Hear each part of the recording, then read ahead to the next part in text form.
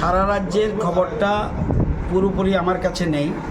আমাদের বিজেপির কেন্দ্রীয় অফিসে, আমাদের আগরতলা কেন্দ্রীয় অফিস থেকে ওরা মনিটরিং করছে, সেখান থেকে আপনার ডিটেলস পাবেন এবং সামান্য কিছু খবর পেয়েছি। তো আমি শিবনাথ তমাকারি এবং বুজ্জনগর ওয়াকিনগর কেন্দ্রের খবরটা কিছু কিছু বলতে পারবো। প্রথম দিকে কিছুটা সমস্যা হয়েছিল, কোথাও এজেন্ট ঢুকতে পারেনি। পরবর্তী সময় প্রশাসন সাহায্য করেছে, এজেন্ট ঢুকেছে। এখনও দুই একটা জায়গায় শিবনাথ তমাকারিতে প্রবলেম আছে, সেগুলো আমরা দেখছি।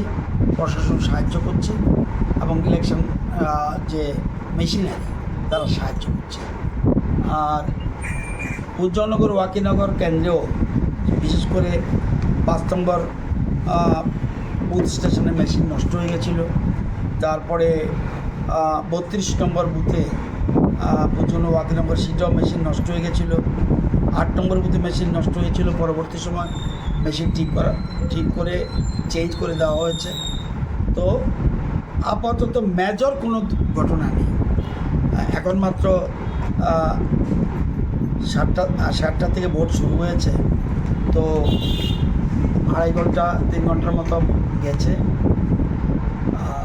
এখন পর্যন্ত পরিস্থিতি কিছু বেটার আছে বলে আমার মনে হয়, যতটা আমি বুঝি। যেহেতু আমি মন্ত্রী, সেই হিসাবে এডিসি এলাকায় আজকে ভোটের দিন মনে যেহেতু ভোট নেই আমার, সেই জন্য সেখানে যাওয়াটা আমার সঠিক হবে না। এই খবর এতটুকু আমি জানি। এবার ভোটটা দুটো বিষয় নিয়ে হচ্ছে। একটা হলো ডেভেলপমেন্টের পক্ষে কারা কারা থাকে এটা দেখা যাবে, আর সেন্টিমেন্টের পাওয়ার বেশি না ডেভেলপমেন্টের পাওয়ার বেশি, এই দুটোর বিষয় নিয়ে আমার মনে হয় দেখার বিষয়। যদি শেষ পর্যন্ত স্বাভাবিক ভোট হয়, স্বাভাবিক ভোট যদি হয় একদম ভোট শেষ হওয়া পর্যন্ত, তাহলে আমাদের পক্ষে মানুষ রায় দেবে, এটা আমার বিশ্বাস। স্যার, যেহেতু এডিসিতে সরকার বলছে যে দখল করতে যাবেন আপনারা, মানে এডিসি এবার নতুন সরকার হবে বিজেপি, তো সরকারটা হওয়ার পর আপনাদের এখান থেকে কী থাকবে, যে প্রথম কী কাজ করা থাকবে? দখল এটা জিনিসটা এরকম না, এটা ইন্ডিয়া বাংলাদেশ না, পাকিস্তান না, এটা দখল আমি জানি না।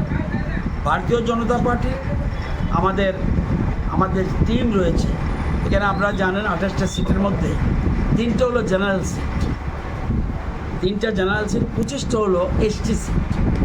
সুতরাং যারাই নির্বাচিত হবে সেখানে এডিসি এলাকায় যারা নির্বাচিত প্রতিনিধি তারাই সেখানে সরকার গঠন করবে। এটা আগরতলা থেকে গিয়ে দখল করা এই জিনিসটা এইভাবে সেন্টেন্স ঠিক না। সেন্টেন্সটা হলো এই, যদি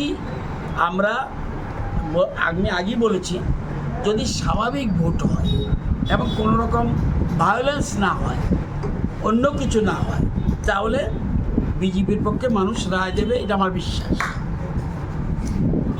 যদি ভায়োলেন্স হয় তাহলে প্রকৃত জনগণের মত প্রকাশিত হবে।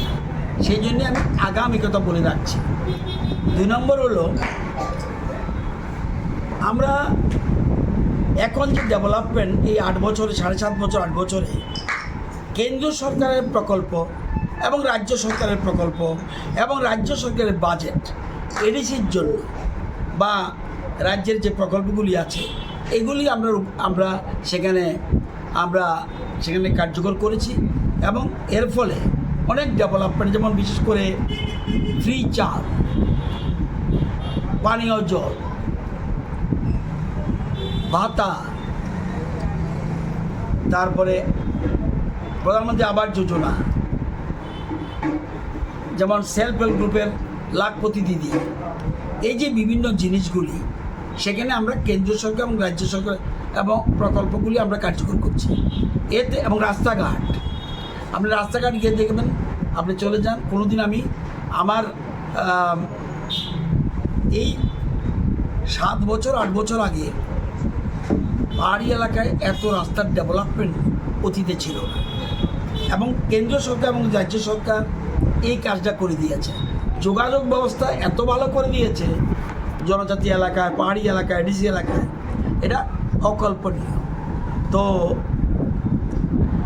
আমাদের প্রথম কাজ হবে, যদি আমরা এডিসি পাই, যদি আমাদের ভারতীয় জনতা পার্টি এখানে এডিসি সরকার গঠন করতে পারে, আমাদের কাজ হবে মানুষের সার্বিক ডেভেলপমেন্ট, তাদের অর্থনৈতিক বিকাশ, তাদের সামাজিক বিকাশ, তাদের সাংস্কৃতিক বিকাশ,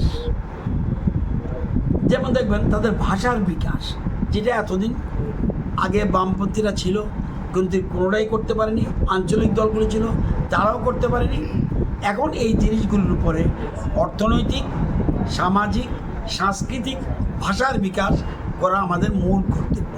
তাহলে আমরা এই সবকা সাথ সবকা বিকাশ বলি, এটা ফলপ্রসূ হবে যদি এডিসি এলাকা আমরা সরকার গঠন করি।